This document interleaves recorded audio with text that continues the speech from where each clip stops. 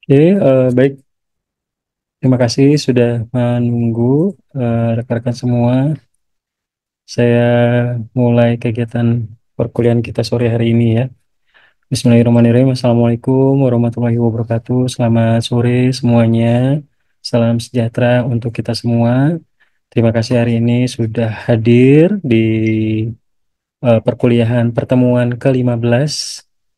Dan udah nggak kerasa ya kita sudah melalui 7 pertemuan. Dan minggu depan adalah UAS, dan UASnya adalah membuat ide bisnis. Dan terima kasih yang sudah mensubmit tugas tepat waktu di minggu kemarin pada saat sebelum libur pilkada serentak ya. Dan hari ini saya izin menyampaikan materi terakhir ke rekan-rekan semua pertemuan ke-15. Oke, baik. Materinya sudah terlihat jelita.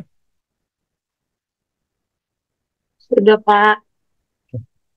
Baik. Oke, rekan-rekan semua, hari ini kita memasuki pertemuan ke-15 mata kuliah Studi Kelayakan Bisnis dan Praktek kelas D, Prodi D3 Pemasaran Universitas Jambi oleh saya Bambang Purnomo 4 Desember 2024. Nah, sebelum masuk, rekan-rekan semua, saya akan mereview ya tugas kuliah minggu lalu untuk menjadi insight dan review masukan dari saya ke rekan-rekan semua. Yang pertama, eh, mata kuliah Studi Kelayakan Bisnis tugas ke-6. Ke minggu lalu saya memberikan assignment ke rekan-rekan untuk membuat role play as a salesman karena rekan-rekan ini disiapkan untuk menjadi calon-calon pemasar handal dari prodi D3 pemasaran, sehingga harapannya dengan belajar untuk menjadi seorang salesman ya, teman-teman bisa belajar nih bernegosiasi, menjelaskan produk knowledge ke pelanggan sehingga pelanggan itu berminat untuk membeli produk yang dijual seperti itu.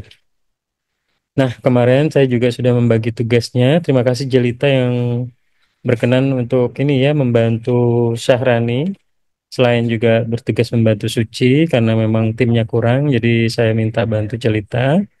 Dan Baik, Pak. ya kemarin membahas beberapa produk iPhone, laptop ya, MacBook, mobil, otomotif dan perumahan, properti ya, sama sepeda motor.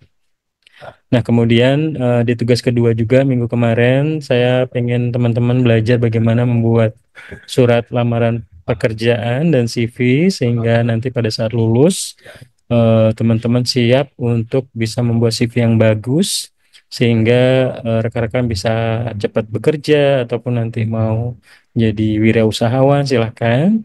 Namun saya sudah mempersiapkan rekan-rekan untuk bisa membuat CV yang bagus dan surat lamaran sehingga pada saat lulus nanti sudah siap nih memasuki dunia kerja ya. Oke, ini rekap tugas yang belum nggak membuat rekap tugas itu, yang nggak submit tugas, Muhammad Refi Akromans dan Andri Nathaniel Waruwu. Kemudian Muhammad Refi Akroman dan Andri juga sama, nggak membuat CV dan surat lamaran pekerjaan ya. Ini saya udah wanti-wanti dari awal pertemuan karena mereka juga mengulang mata kuliah yang sama di materi yang saya ajar di tahun lalu. Nah, sekarang ngulang lagi, saya worry nanti ngulang lagi, dapat E, dapat D, sehingga tahun depan ngulang lagi mata kuliah yang sama ya. Jadi baru lulus di 6 tahun, 7 tahun kuliah ya. Jadi sayang banget yang buat teman-teman yang angkatan yang lain ya. Terima kasih udah membuat tugas tepat waktu. Oke, kita lihat video yang pertama, review tugas role play salesman. Saya sudah melihat video semua, dan menurut saya ini videonya bagus. Bukan berarti tugas video yang lain tidak bagus, semuanya bagus. Namun saya memilih yang mungkin menurut saya menarik. Kita coba saksikan bareng-bareng ya, silakan.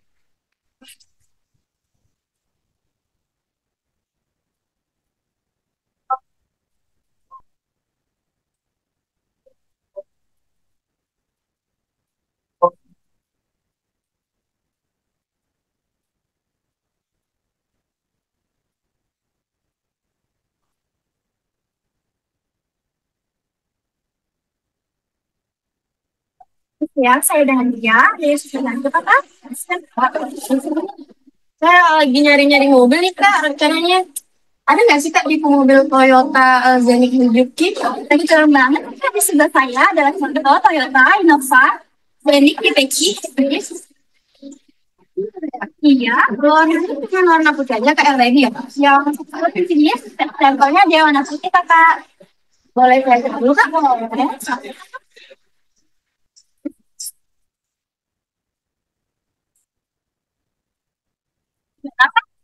Bagus sih kak.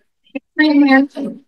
Oke, untuk kelebihannya di sini mesinnya sudah menggunakan mesin hybrid dan ada panoramik sunroof yang memungkinkan banyak sendiri dari berapa ya Kak ya? Kalau untuk di Thailand Kak jadi dari 16 jutaan aja dan ini cocok pakai minum ya benar Kak. Mau nggak satu chip ya? Untuk harganya tidak ada masalah kan kakak? Tapi kakak seandainya kita punya negosiasi ya lebih nyaman. Baik kakak untuk STNK dan DPKB-nya atas sama siapa kakak mau nama siapa aja kan? Sakinah. Oke.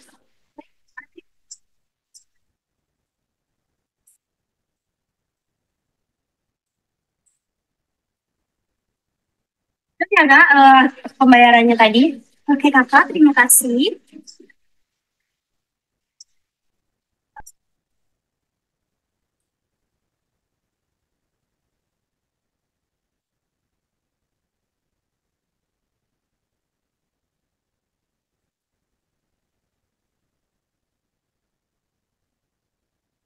Oke, terima kasih tadi rekan kita ya. Tadi siapa Syakila ya sama dia kalau nggak salah tadi namanya.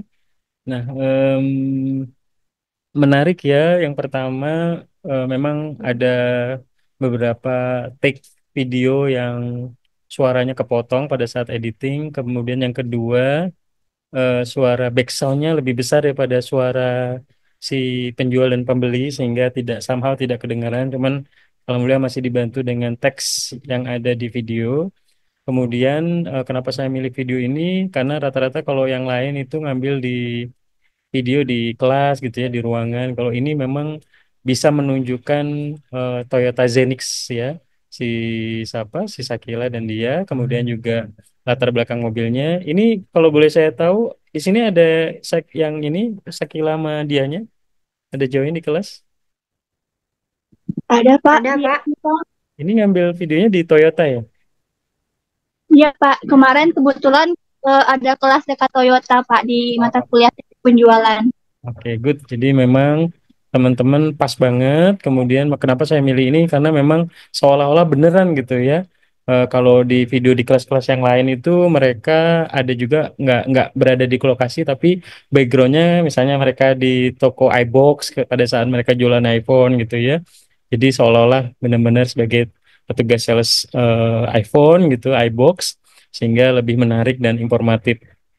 Nah, tadi memang ada beberapa part yang memang seperti penjelasan produk, detail gitu masih kurang kurang begitu detail dijelaskan. Harga yang mungkin udah dijelaskan tadi, transaksi, ibu sawitnya langsung transfer 600 juta ya, kayak beli kacang, mobil Zenix-nya.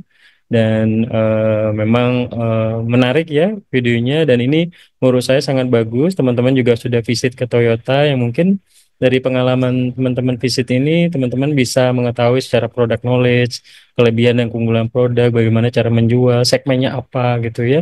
Nggak mungkin teman-teman menjual Toyota Zenix yang harganya 600 jutaan, misalnya di segmen yang penghasilnya misalnya di range 2-3 jutaan, kan nggak mungkin.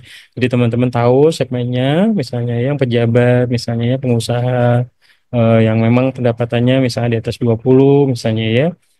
Sehingga pas gitu untuk segmennya, dan teman-teman sudah belajar bagaimana eh, menjadi seorang salesman, seorang tenaga penjual, nggak hanya mengerti produk aja, tapi juga bisa membujuk, mengedukasi pelanggan dengan baik, fitur, kelebihan, sehingga pelanggan nyaman dan pelanggan membeli produk yang kita jual ya. Good job, thank you Sakila dan dia ya.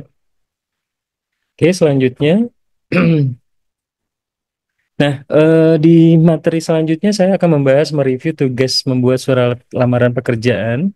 Jadi di minggu lalu saya memberikan tugas ke rekan-rekan untuk membuat surat lamaran pekerjaan ODP Bank Mandiri.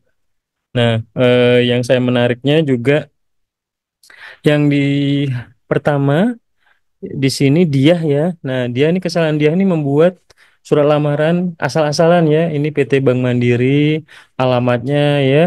Harusnya kan di situ ada tercantum bisa membuat sesuai dengan yang di info lowongan. Kemudian juga masa orang Indonesia Estelle Darsi gitu ya. Mungkin ini ngopi dari internet dan lain sebagainya harusnya disesuaikan kepada pimpinan Bank Mandiri misalnya ya, bagian HRD misalnya.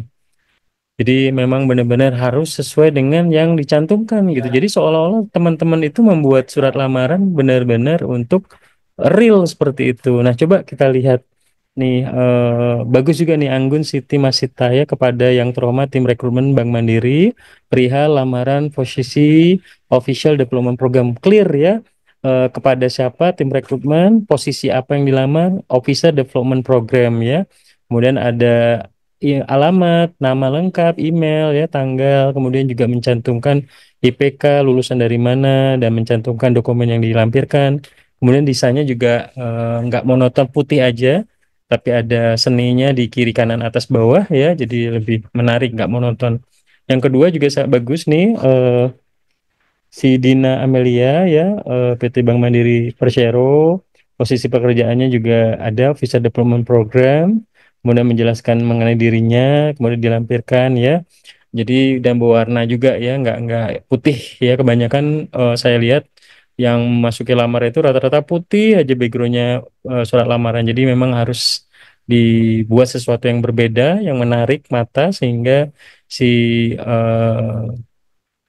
tim rekrutmen atau tim HRD itu menarik mau ya melihat CV dan mau mensortirnya sehingga bisa tes untuk tahap selanjutnya. Jadi masih banyak tahapan kan pada saat kita melamar pekerjaan, mulai dari membuat surat lamaran, yang kedua nanti tes psikotes dan lain-lain, interview sampai tes kesehatan sehingga masih panjang. Nah, minimal teman-teman lulus di sortir berkas gitu ya. Jangan sampai baru ngirim lamaran berkasnya udah nggak diterima karena kita membuat surat lamaran yang biasa aja gitu ya, nggak informatif, desainnya biasa-biasa aja dan nggak menarik sama sekali. Nah, ini contoh surat lamaran pekerjaan juga di kelas sebelah pada saat saya ngajar di kayaknya 2 tahun yang lalu ya, kelas internasional di FEB Unja. Jadi ada Charlie sama Muhammad Lutfi, ini buat desainnya juga bagus ya. Ada fotonya, ada alamatnya, menarik juga gitu ya. Ada tanda tangan, kemudian menggunakan bahasa asing, bahasa Inggris, kemudian ada LinkedIn, Instagram. Somehow teman-teman juga pada saat kita sebagai recruiter, saya melihat calon karyawan itu juga dari Instagramnya, postingannya gitu ya. Jadi kita bisa membranding diri, mau dengan membuat postingan yang menarik ya, yang bagus gitu ya di LinkedIn atau Instagram dan lain sebagainya. Ini contoh yang membuat surat lamaran yang nggak putih aja ya. Terima kasih teman-teman tadi yang udah membuat surat lamaran yang cukup bagus, yang menarik. Namun ada beberapa catatan tadi yang buat surat lamarannya asal-asalan, harus addressingnya harus jelas, posisi yang dilamar harus jelas, dan apa yang mau dicantumkan juga jelas. Nah ini untuk CV. Yang pertama Suci Dinanti, di sini dia mau menambahkan foto ya, lagi santai di kafe ya. Kemudian lulusan baru di sini cantumkan nomornya, nggak nomor Telkomsel, nggak menarik, pasti saya buang biasanya. Kemudian yang Dini Amelia pakai Telkomsel bagus, ada emailnya bisa diseleksi, desainnya bagus juga, pengalaman pekerjaan bagus juga, eh, pengalaman organisasi ya, BEM Fakultas, himpunan Prodi, Pramuka, ini juga riwayat pendidikan nih ada SMK Unggul Sakti, kemudian LP Lepindo ya, Universitas Jambi. SMK Unggul Sakti ini yang di ini ya, di Talang Banjar ya Dina ya, Iya Pak, yang di Talang Banjar. dekat SMA 2 berarti. Iya Pak, benar. Iya, iya. Dulu saya di SMA 2 tetanggaan sama Unggul Sakti. Oke, terus Cindy Natasha Malau ini bagus nih ya. eh pengalaman pendidikan, juga ada experience ya, ketua lomba PWK Fakultas Ekonomi, anggota himpunan. Kalau ada pengalaman magang juga lebih bagus juga, misalnya magang di mana ya berapa bulan gitu ya. Magang kampus Merdeka misalnya 6 bulan itu juga bagus juga. Ada beberapa kegiatan bendahara organisasi bagus, skillsnya ya, kontaknya, informasi profilnya ya. Jadi ini di sini nggak perlu mahasiswa D3 manajemen pemasaran misalnya ya. Sini Natasha Malau cukup itu aja. Kalau di sini Sucidinati dibuat lulusan baru gitu, yang menurut saya nggak perlu, nggak usah dimasukin juga seperti itu. Nah di sini profesional project manager. Nah harus dijelaskan kalau memang ada yang dicantumkan, misalnya si Dina Amelia professional project manager, harus dijelaskan kamu pernah ngejain project apa atau pernah magang berhubungan dengan project apa gitu ya. Jadi harus jelas. Nah, ini minimal teman-teman sudah mulai belajar.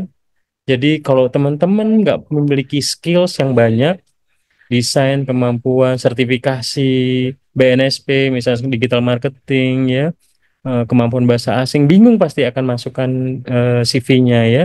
Tapi kalau misalnya nih kayak Cindy misalnya, dia aktif di beberapa organisasi kampus, dia akan banyak masukin pengalaman organisasi kampus, kemudian juga kemampuan bahasa asing, desain, fotografi, ya, editing video, ya, public speaking, ya, karena aktif di kampus, kegiatan organisasi kampus, sehingga ini akan lebih berbicara banyak dibandingkan mahasiswa yang pada saat kuliah cuman kuliah kampus, nggak ada activity lain, aktif organisasi tidak, kegiatan-kegiatan lain kosong gitu ya.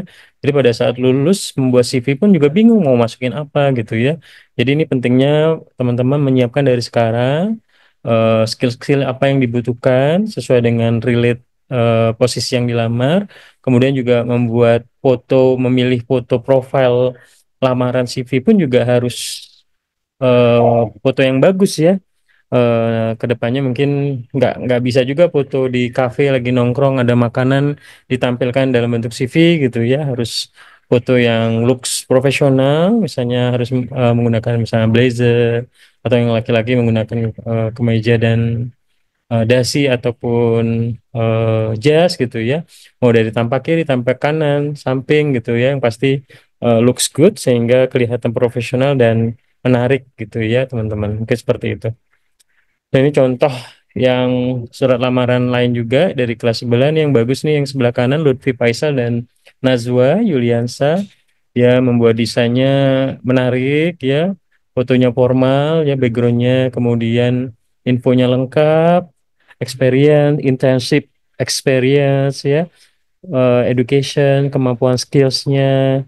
Kemudian kalau Nazwa juga skillsnya lengkap ya, editing, Canva, PicArt, Adobe Lightroom. Kemudian technical skills, hobi, organization, experience, pendidikannya juga ya. Jadi teman-teman bisa membuat seinformasi mungkin, seinformatif mungkin, kemudian semenarik mungkin desainnya, sehingga CV-nya pun juga akan dilirik ya. Minimal teman-teman sudah belajar cara membuat desain CV yang bagus dan surat lamaran pekerjaan yang bagus. Mungkin sedikit ilmu yang saya bagikan hari ini terkait surat lamaran dan CV ini sangat bermanfaat buat teman-teman nanti setelah lulus kuliah ya. Oke, sebelum masuk kuliah sore ini, saya ada video yang bagus nih buat kita saksikan bareng-bareng ya. Komentar menunjukkan kondisi generasi sekarang. Emang sih, generasi sekarang kan sukanya yang misterius-misterius dan sok cool gitu. Nggak ada profil, postingan nol, bener nggak? Anak muda sekarang harus untuk personal branding, teman-teman. Bisa ngedit, ya tunjukin. Suka traveling, ceritain. Hobi gym dan olahraga, sharing ke kita semua. Punya skill makeup, tunjukin. Punya skill otomotif, tunjukin. Skill apapun itu, tunjukin. Jangan malu, tunjukin skill dan value kamu. Biarin orang bilang sombong, narsis, sok-sokan. Selagi itu positif buat kamu berkembang dan maju, ya kenapa harus diem gitu? Kenapa harus disembunyiin? Tunjukin aja. Karena menurutku, dunia akan menghargai mereka yang tahu cara menampilkan nilai dirinya. Oke, nah ini menurut saya bagus TikTok dari Kadafi Devayana ini, bahwa personal branding itu sangat penting ya. Mungkin banyak Gen Z yang saat ini postingannya suka kosong, kemudian foto profilnya kosong gitu ya. Nah, ini teman-teman bisa bangun dari sekarang. Saya kenal beberapa mahasiswa yang aktif di kampus, di postingannya bagus ya, mengikuti kegiatan seminar, jadi MC di kampus, mengikuti kegiatan-kegiatan kampus aktif, magang perusahaan, kemudian dia suka misalnya desain, dia buat hasil desain, suka yang positif ya, hobinya segala macam, silakan diposting. Jadi menjadi sebagai personal branding kita.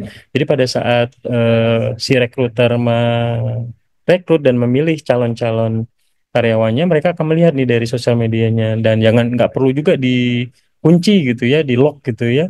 Jadi pada saat teman-teman dilihat dari calon rekruter akan melihat, oh ternyata anaknya aktif nih, nggak hanya cuma main games di rumah aja gitu ya, aktif kemudian di kampus ikut kompetisi dan sebagainya, sehingga terlihat anaknya positif vibes banget ya. Nggak hanya cuman kuliah kampus nongkrong main games dan activity yang tidak positif. Ya teman-teman bisa memperbaiki dari sekarang profil-profilnya, karena ini sangat bermanfaat buat nanti teman-teman ke depannya sebagai personal branding ya. Siapa sih Suci gitu ya, siapa di sini misalnya ya, siapa sih Jelita gitu ya. Oh, Jelita ini ternyata sukanya fotografi, atau Jelita suka nyanyi, silakan ya di bakatnya misalnya. Oh, si Rama suka ini, suka make up, suka pakai skincare, makanya mengkilat ini mukanya, misalnya bling bling misalnya. Ini posting yang berhubungan dengan kesukaannya yang positif positif, siapa tahu bisa jadi selebgram, dan hasilnya juga bisa menjadi dapat endorsement dan lain sebagainya. Jadi jangan pernah melihat dari sisi negatif, ambil sisi yang positif, kemudian eh, posting biar semua orang tahu bahwa personal branding kita seperti apa gitu ya. Ini menurut saya yang perlu teman-teman ketahui. Nggak, kalau tadi kata si Kadafi tadi, jangan sok misterius tanpa postingan gitu ya. Sedang pada saat kedepannya nanti si recruiter akan melihat profil kita seperti apa sebelum memanggil teman-teman ya. Karena dari 1.000 orang yang masuk, nggak mungkin 1.000 semuanya akan diinterview kan, pasti harus diseleksi lagi dari CV-nya yang bagus, dari surat lamaran yang bagus, dilihat dulu tampilannya, misalnya dari Instagram dan lain sebagai media sosialnya, sehingga kita bisa melihat orangnya seperti apakah ini gitu ya. Jadi personal branding ya lewat postingan di sosial media itu sangat penting. Next kita lihat video yang selanjutnya. Lu tahu nggak datanya? Stanford University mencatat itu founder startup unicorn dunia 30% doktor, bro. 30% dokter. 27% itu S2. Oke. S1-nya cuma 23%. Berarti 57% udah Hampir- masters and PhD lah. Iya, hampir 60% itu adalah Masters and PhD. master dan doktor gitu. S1-nya cuma 23%. Yang Sisanya yang lagi baru yang sering. putus-putus sekolah cuma 1%. Nah, cuman kan kita sibuk yang motretin yang 1% ini. Oke. Nah, dia aja kagak sekolah sukses tau. Padahal 1%. Kita nggak pernah memotret yang 60% ini. Nanti lu ngomong begini, gue mau jawab sesuatu yang Oke. Oke. Nah, rekan-rekan semua, mengapa saya menampilkan video ini? Biar kita tahu dan mengenal bahwa banyak orang-orang sukses yang memang salah satunya adalah dari sisi pendidikan, mendapatkan pendidikan yang baik ya, bahkan yang founder-founder startup unicorn ya, yang terbaik dunia itu mereka pendidikannya juga bagus, bahkan S2 S3 ya, jadi referensi buat kita, buat semangat belajarnya, yang malas-malas kuliah, yang malas buat tugas, yang kuliahnya off cam gitu ya, kamera dimatiin, kameranya dihidupin, ngadep ke atas, tapi mukanya kemana-mana gitu ya. Itu saya perhatikan juga, saya notes terus, yang mahasiswa yang malas-malas fokus on cam gitu ya. Karena ini melatih buat teman-teman untuk agar fokus kuliah dengan benar, biar ya untuk masa depannya juga gitu ya. Saya hanya membantu mengetuk pintu teman-teman, membuka jalan teman-teman yang akan melalui ya teman-teman gitu ya. Mungkin teman-teman suka ya melawan sama orang tua, dinasihatin ogah-ogahan gitu ya. Namun nanti yang akan merasakan ya teman-teman sendiri ya. Pada saat nanti setelah lulus, bingung mau ngapain gitu ya. Tapi kalau misalnya udah disiapin ya, teman-teman punya mimpi mau ngapain gitu ya, ngikut apa yang menjadi arahan dari dosennya, dari orang tuanya, ya saya yakin teman-teman bisa dibuka jalannya seperti itu. Karena peranan orang tua juga sangat penting ya, lingkungan sekitar ya. Itu juga sangat penting. Makanya di video ini dilihat bahwa yang lulusan nggak lulus kuliah ya toh itu yang berhasil menjadi founders itu ya cuma 1% ya. Ya, jadi bayangkan bahwa ternyata yang lain itu banyak yang memang berpendidikan tinggi. Jadi teman-teman di sini di tiga pemasaran setelah lulus punya bayangan mau kemana, mau ngelanjut S1, S2 atau S3, atau teman-teman mau bekerja nanti setelah bekerja ada rezeki mau ngambil lanjut S2 atau S1 silakan. Karena itu bisa merubah nasib kita. Jadi pendidikan itu sangat penting untuk masa depan kita seperti itu ya. Nah, ini ada video yang bagus juga terakhir sebelum kita masuk materi. Speli PK, karyawan baru di korporat.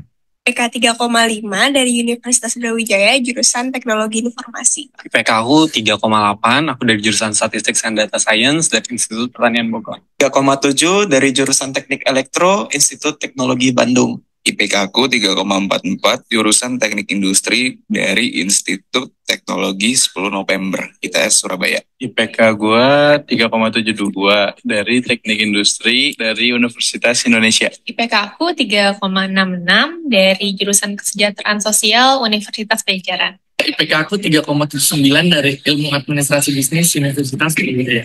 IPK aku 3,86 jurusan Teknik Industri Universitas Indonesia. Oke, rekan-rekan, ini saya nunjukin fresh graduate yang lulus dan bekerja di kantor Excel Axiata ya di Jakarta. Jadi teman-teman di sini bisa dilihat ya kampus-kampusnya, dari ada yang dari ITB, UI, ITS, IPB, Unpad ya. Kemudian IPK-nya juga rata-rata di atas 3,5 semua. Nah, mungkin ada yang bilang ya, wah kenapa IPK nggak penting ya? Yang penting ilmu pengalaman dan lain sebagainya. Tapi teman-teman semua harus disadari di industri saat ini di Indonesia maupun organisasi pemerintah, korporasi, BUMN, swasta dan lain sebagainya, somehow IPK itu masih menjadi filter utama ya, melihat seseorang itu bagus atau tidak dari sisi ininya ya, pemahaman terhadap kuliahnya gitu ya. Misalnya nih dua mahasiswa yang mengulang misalnya ya, IPK-nya rendah ya dibandingin teman-teman yang kuliahnya bagus, rajin ya, itu bisa kan melihat juga dosen akan memberikan nilai yang bagus kepada mahasiswa-mahasiswa yang rajin, buat tugas, on cam pada saat kuliah ya, masuk kuliah tepat waktu, nggak telat ya, ujiannya bagus ya, dan ini juga pasti berimpact ke nilainya.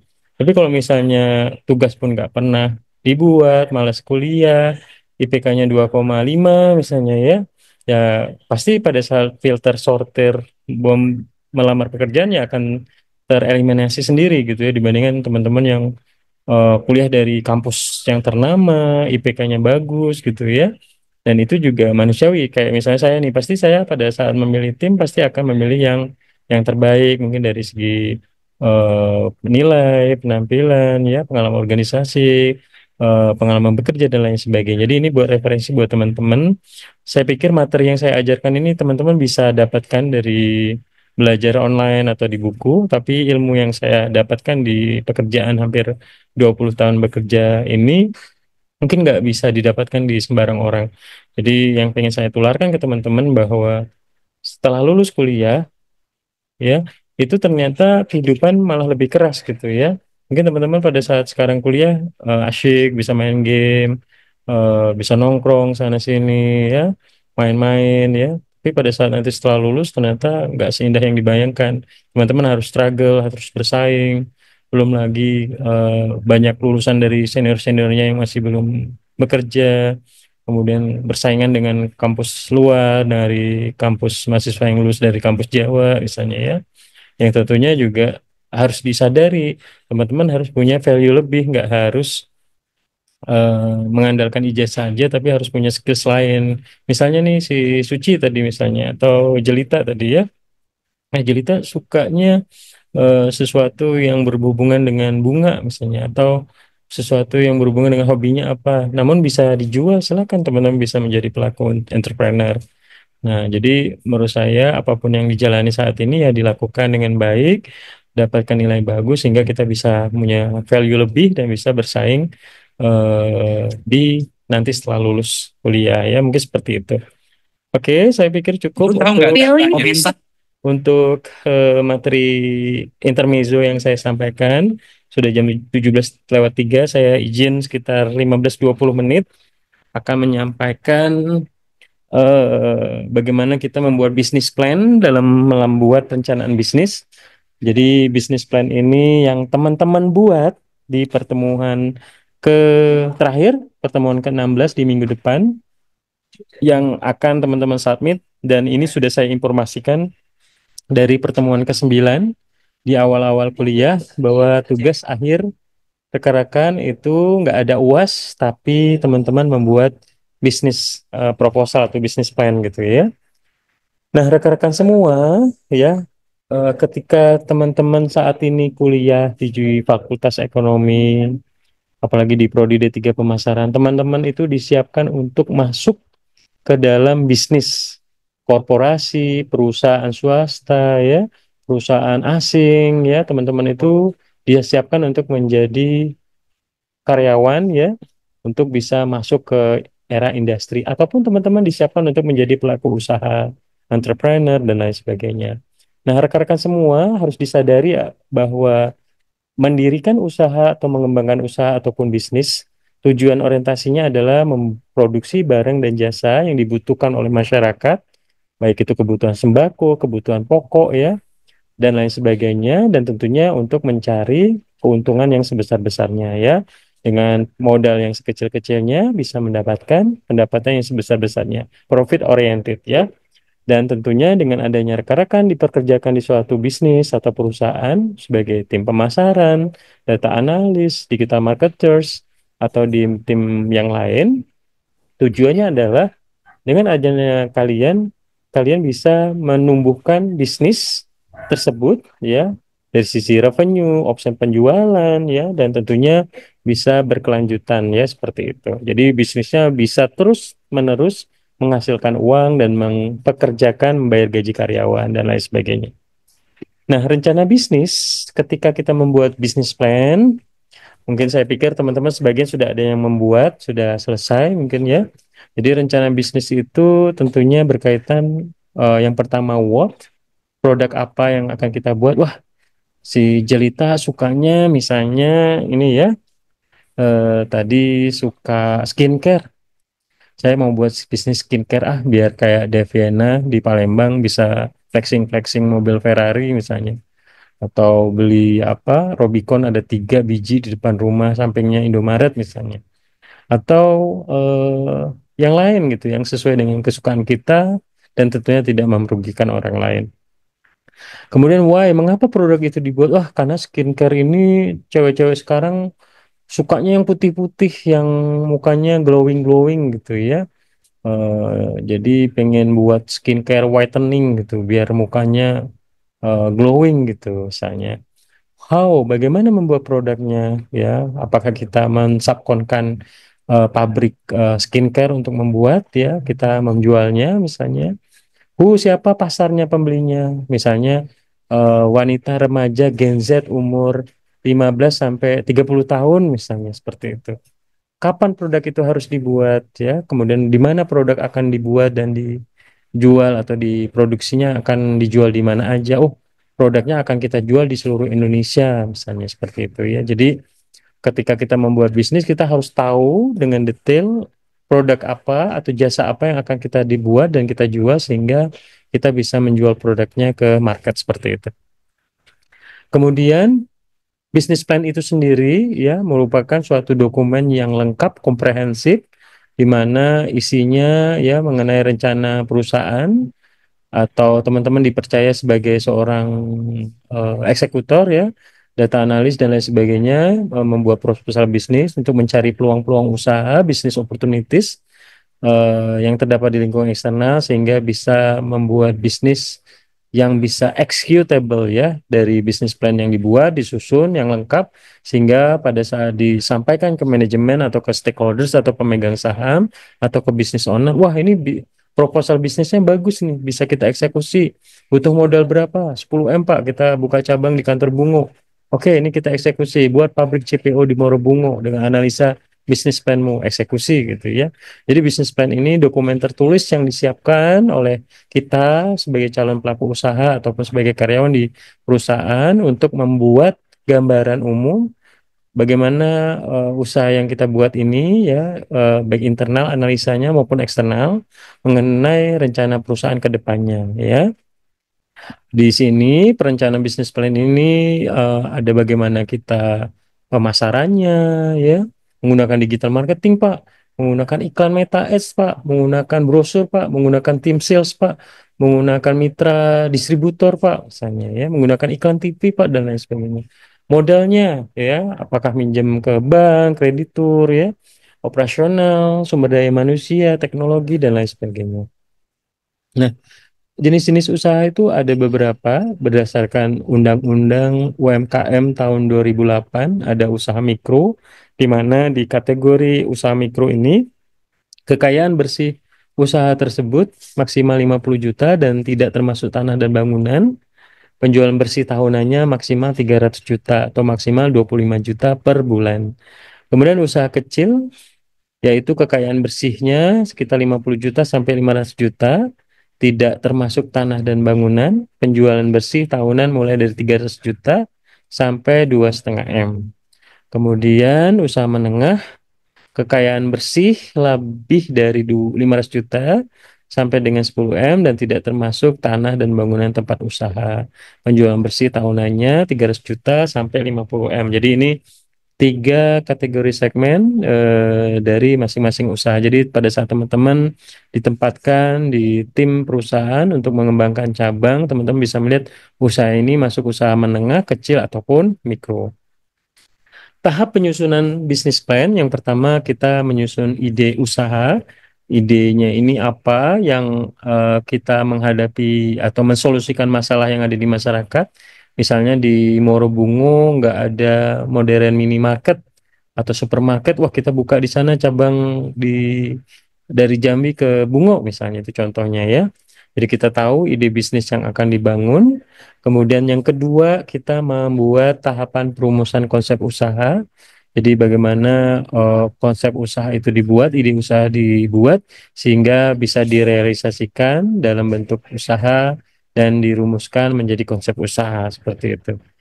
Kemudian selanjutnya adalah tahapan studi kelayakan usaha atau feasibility studies, di mana tahapan ini, konsep usaha ini akan dijalankan menjadi suatu usaha dan terlebih dahulu harus dinilai kelayakannya, layak nggak, resikonya seperti apa gitu ya. Kelayakannya dinilai yang pertama dari kelayakan pasar, pangsa pasarnya di mana, market share-nya seperti apa, produknya, harganya, distribusinya, promosinya kayak gimana, segmenting, targeting, positioning atau STP-nya seperti apa, kelayakan operasionalnya juga harus dinilai dari pasokan bahan dari supplier, proses produksinya, mesin dan peralatan juga, dan juga tenaga SDM atau tenaga skills yang dibutuhkan untuk menjalankan operasional perusahaan tersebut. Misalnya kita memiliki tim yang bisa mengoperasikan mesin untuk menjalankan produksi, misalnya seperti itu. Yang ketiga adalah tahapan studi kelayakan usaha atau feasibility studies, di mana di tahapan ini kita juga melihat dari sisi kelayakan manajemen organisasi, mulai dari struktur organisasi, desain organisasi ya, kebutuhan stafnya berapa. Oh, kita akan membuat pabrik CPO pengolahan sawit di cabang Muaro Jambi. Kita akan bangun di Sungai Bahar dengan jumlah karyawan 50 orang, bagian produksinya berapa orang, manajemennya berapa orang, mandornya berapa orang, tim pemasaran berapa orang, dan lain sebagainya.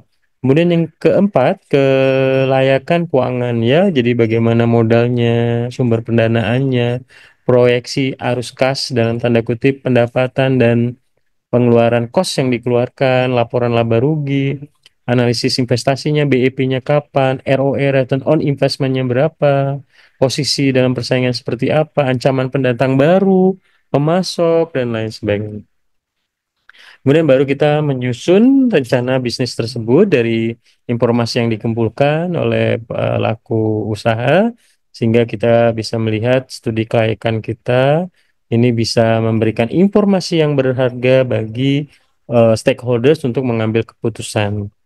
Nah, komponen-komponen rencana bisnis yang harus dibuat oleh perusahaan seperti pengembangan visi misi perusahaan, target dan tujuan strategi perusahaan ke depannya seperti apa. Yang kedua, manajemen perusahaan ya, mengembangkan direksi perusahaan, para manajer, para tim ya, pengontrol jalannya operasional perusahaan. Yang ketiga, pengembangan lingkungan internal yang mencakup pengembangan struktur organisasi, pengembangan budaya perusahaan dan sumber daya organisasi ya, SDM-nya, mengembangkan proyeksi kinerja perusahaan ya, misalnya BEP berapa sih dengan modal 10M kita akan balik modalnya berapa gitu ya, titik impas BEP ini. Perkiraan penjualan forecasting salesnya berapa, revenue laba bersihnya berapa gitu ya. Kemudian berbagai laporan keuangan seperti laba rugi, rencana arus kas, dan lain sebagainya. Nah, kemudian hal yang perlu diperhatikan di dalam menyajikan bisnis plan. Yang pertama, usahakan agar rencana bisnis ini disusun tidak terlampau tebal. Jadi nggak harus tebal juga. Misalnya teman-teman buat dalam bentuk 20 halaman, tapi informatif dan lengkap untuk disajikan dalam manajemen. Nggak mungkin ya, manajemen ya CEO membaca proposal bisnisnya 500 halaman kayak disertasi gitu ya. Jadi ya buat yang singkat, yang informatif, yang memang bisa disajikan sehingga si CEO bisa membaca, oh bagus nih, masuk akal dan executable misalnya, bisa dieksekusi. Kemudian yang kedua, penampilan rencana bisnis harus dibuat menarik, mulai dari desainnya ya, kemudian gambarannya ya, kemudian sampul depan rencana bisnis, nama perusahaannya, alamat, nomor telepon, bisnis executive summary juga dibuat. Jadi executive summary ini gambaran singkat misalnya ya, setengah halaman ya, bisnis skincare eh, apa tadi Shakila misalnya. Dibuat untuk segmentasi ABCD. Pasarnya seluruh Indonesia, wanita Gen Z umur 15 sampai 30 tahun misalnya ya, dan lain sebagainya. Kemudian penyusunan rencana bisnis harus diorganize dengan baik, dan rencana bisnis yang baik mencantumkan resiko juga ya. Rekan-rekan sudah saya berikan analisa aspek resiko yang di minggu-minggu sebelumnya sudah kita bahas, dan kita buat tugasnya tabel analisis resiko ya. Dari bisnis plan yang kita buat, resiko apa yang muncul? Resiko kebakaran, resiko di demo warga, resiko AMDAL, resiko perizinan, resiko preman setempat dan lain sebagainya. Jadi kita harus mencantumkan resiko sehingga si manajemen tahu nih resiko apa yang muncul pada saat kita membuka cabang di Muaro Jambi misalnya. Kita mau buka cabang, mau buat peternakan ayam 10.000 ekor di kota Jambi misalnya. Di depan kampus Unja yang ada di demo gitu ya, karena baunya dan lain sebagainya. Kita harus lihat juga aspeknya. Oh, ternyata kalau bisnis ternak ayam harus di pinggiran nih. Kayaknya di Nes masih sepi deh. Masih luas tanah-tanahnya dan jauh dari penduduk. Nah, bisa kita buat seperti itu.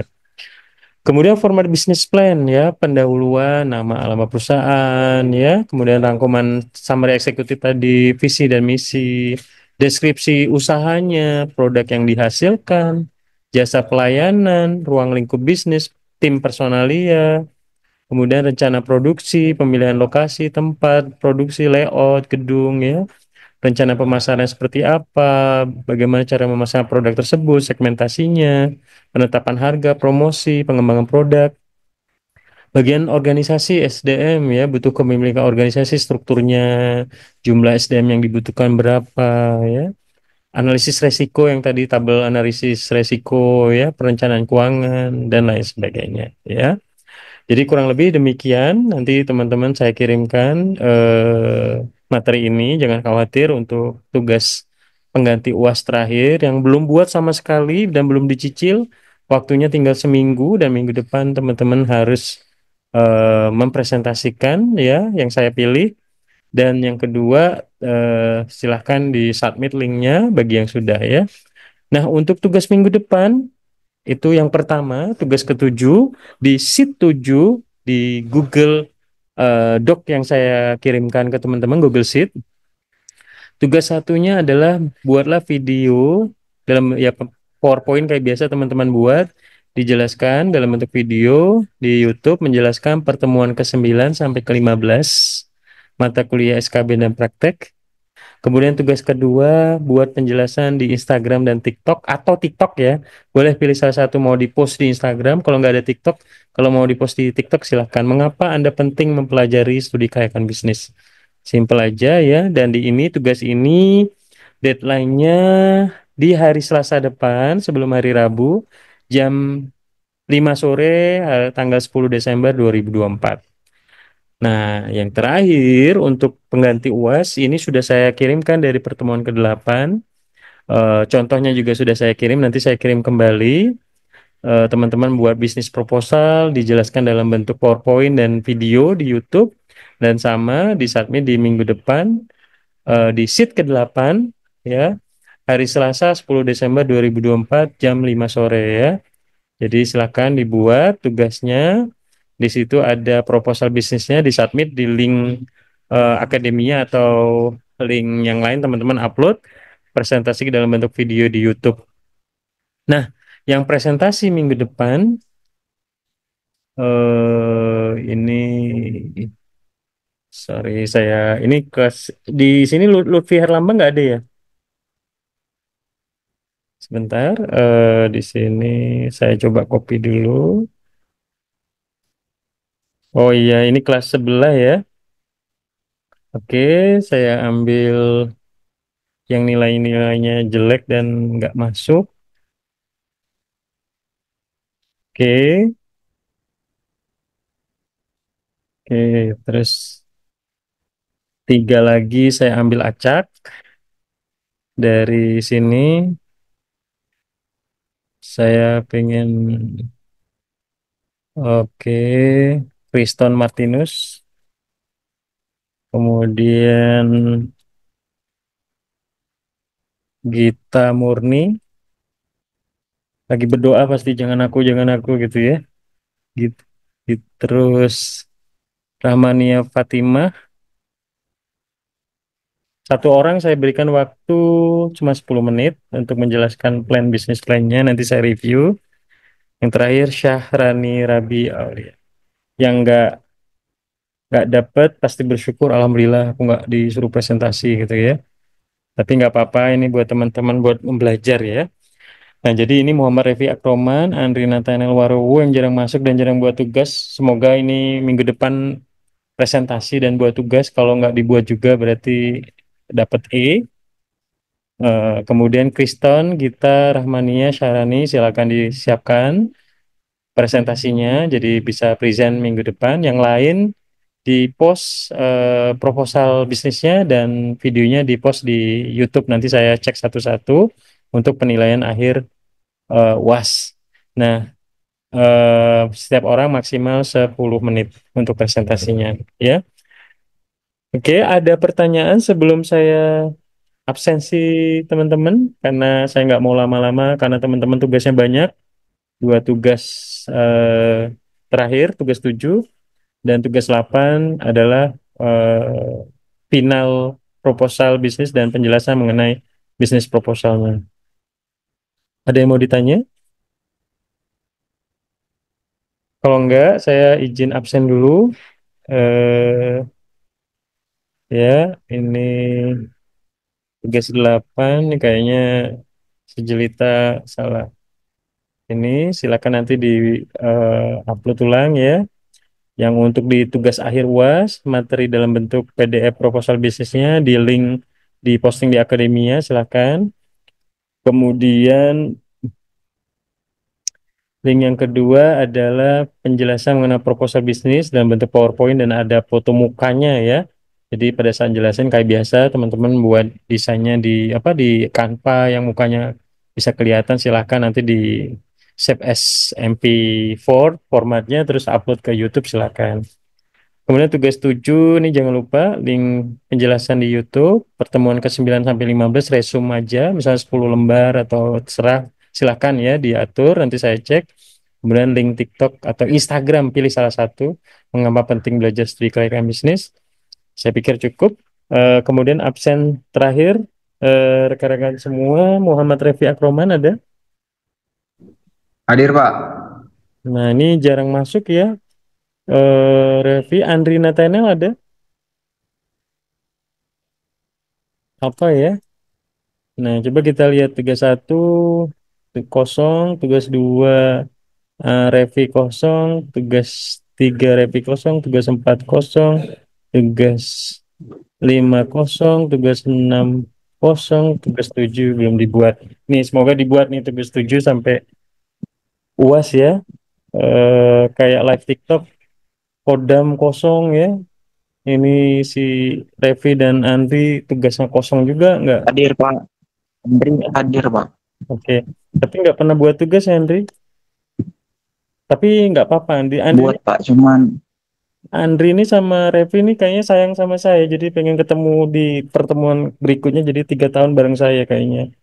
Jadi jarang buat tugas dan jarang masuk. Next, tolong Bu. Ini tugas terakhir ya buat UAS. Kalau nggak dibuat juga ya saya nggak bisa menyelamatkan gitu ya. Jadi tolong dibuat tugasnya buat Andri sama Revi ini ya. Malu sama junior-juniornya sudah pada lulus. Kalian jadi mahasiswa abadi di kampus gitu ya. Oke, lanjut Anggun ada? Anggun? Apa ya? Oke. Gita Murni? Hadir, Pak. Oke. Salvadila Octavia? Hadir, Pak. Kriston? Kriston? Hadir, Pak. Oke. Putri Soleha? Hadir, Pak.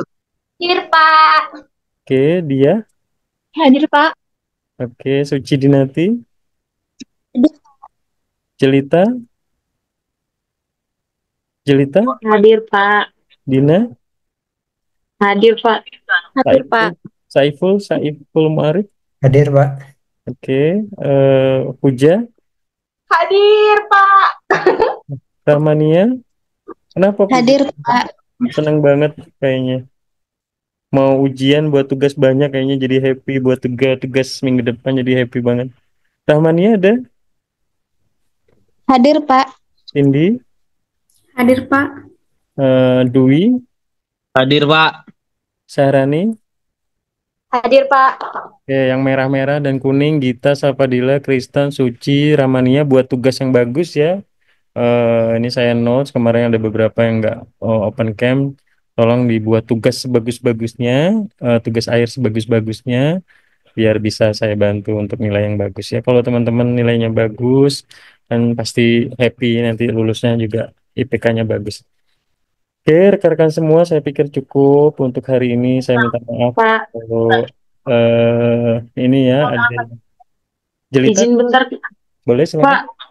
Gini Pak, untuk kemarin kan disuruh Bokta untuk prodi memperbaiki absen.